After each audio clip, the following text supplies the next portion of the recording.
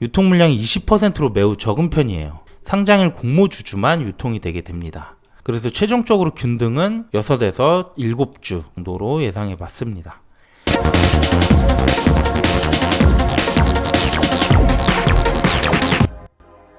안녕하세요. 집에서 돈 버는 방법, 집돈버 굿즈입니다. 오늘은 벤처캐피탈 공모주 KB네트워크에 대해서 말씀드릴게요. 지난번에 12월 일정 정리할 때 제가 가장 기대되는 공모주라고 말씀드렸는데요. 과연 많은 수익을 안겨줄 수 있는 공모주일지 지금부터 알아보겠습니다. 구독과 좋아요는 저에게 큰 힘이 됩니다. 먼저 청약 일정인데요. 공모주 이름이 좀 기니까 간단하게 KTB라고 하겠습니다. 청약은 다음 주 월요일 12월 6일과 7일에 진행하게 되고요. 수요 예측 결과는 이번 주 목요일에 나올 것 같습니다. 그리고 KTB 전에 툴젠이 청약을 하게 되는데 이때 환불된 자금은 KTB 청약으로 활용이 가능하고요. 레몽레인과 일정이 하루 겹치게 되는데 비례 청약하는 분들은 둘 중 한 곳을 잘 비교할 필요가 있습니다. 그리고 모집 내용을 보면요. KTB는 벤처캐피탈 회사입니다. 그래서 중소벤처기업에 투자를 하고 이에 따른 수익을 내는 투자 사업을 하고 있어요. 그리고 공모주식 수는 총 2천만 주로 꽤 많고요. 일반 청약자에게는 그중 25에서 30%를 배정하게 됩니다.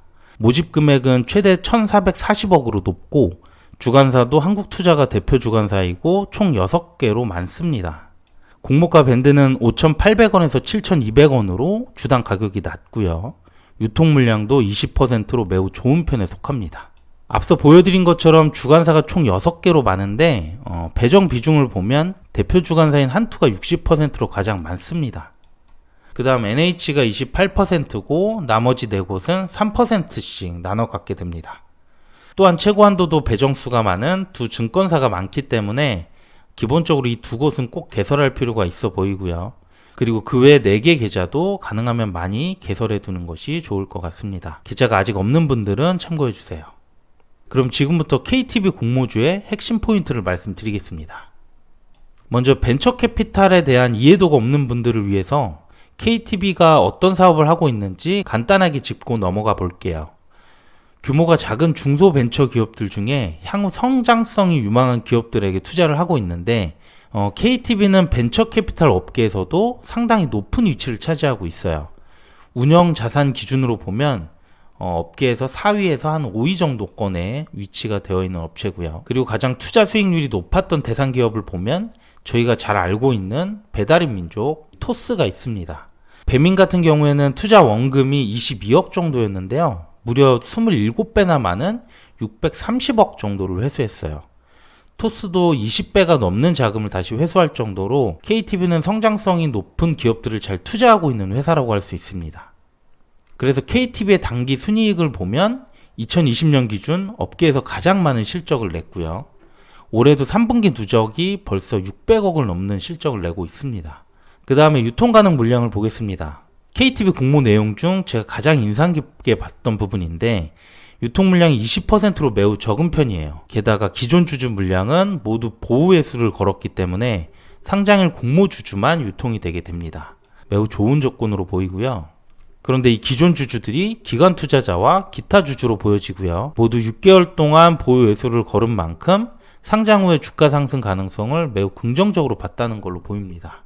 그래서 사실 이 지표만 보더라도 KTB 공모주의 흥행 가능성은 매우 높을 거라고 보입니다. 그 다음 공모가 적정 여부를 확인해 보겠습니다. 공모가 산정할 때 일반적으로 유사기업 PER을 적용하고 있는데요. KTB는 유사기업을 무려 10곳이나 선정했습니다. 보통 3개에서 5개 정도가 되는데 2배가 넘죠. 그만큼 업종 평균 PER과 매우 유사하게 적용을 했다고 볼 수 있고요.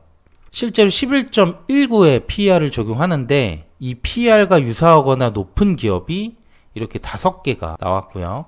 그리고 미만인 기업도 역시 5개가 나왔기 때문에 유사기업 PER은 시장 수준으로 잘 결정된 것 같아요. 그리고 이렇게 산출된 주당 평가액에 추가적으로 할인율을 적용하게 되는데 KTB는 27.6%에서 41.68%를 적용합니다. 올해 코스닥 상장사 평균과 비교해보면 최저가는 13.9%, 최고가는 16.7% 더 높은 할인율을 적용했어요.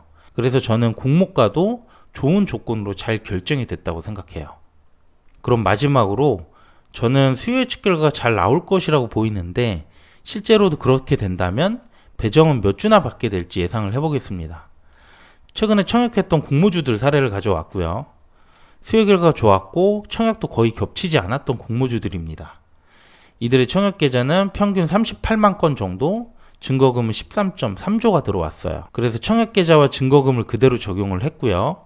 또 KTB는 공모가가 싸기 때문에 일반 청약자의 배정도 500만 건으로 많아요. 이렇게 되면 배정을 많이 받을 수 있겠죠. 그래서 최종적으로 균등은 6에서 7주 정도 받고요. 비례는 한 주당 500만원 정도로 예상해 봤습니다. 수요 결과에 따라 참여율은 크게 달라질 수 있으니까 단순 참고만 해주세요. 그럼 오늘 내용 요약하도록 하겠습니다. 먼저 KTB는 투자회사들 자산 운용 기준으로 업계 4위에서 5위 정도 하고 있고요. 단기 순이익 실적으로는 작년 1위를 기록했습니다. 유통 가능 물량은 20%로 매우 적은데 기존 주주도 없습니다. 모두 보호회수를 걸었기 때문에 상장일에는 공모주주만 물량이 나올 수 있고요. 공모가 적정 여부를 봤을 때 유사기업 PAR도 적정했고 높은 할인율을 또 적용을 했습니다. 이런 좋은 조건들이기 때문에 수요 결과는 역시 좋을 것이라고 보고 있고요. 기존 사례를 근거로 본다면 균등은 6에서 7주, 비례 한 주 증거금은 500만원 정도 필요할 것으로 예상됩니다. 그래서 저는 비례 청약을 생각하고 있고 이번 달 가장 매력적인 공모주라고 생각합니다. 여러분들도 잘 한번 고민해 주시고요. 가장 중요한 건 역시 수요 예측 결과 잘 나와야겠죠. 이번 주 목요일에 수요 결과가 발표되면 다시 영상으로 소개해 드리도록 하겠습니다. 제가 준비한 내용은 여기까지고요. 오늘 내용도 괜찮았다면 구독과 좋아요 부탁드릴게요.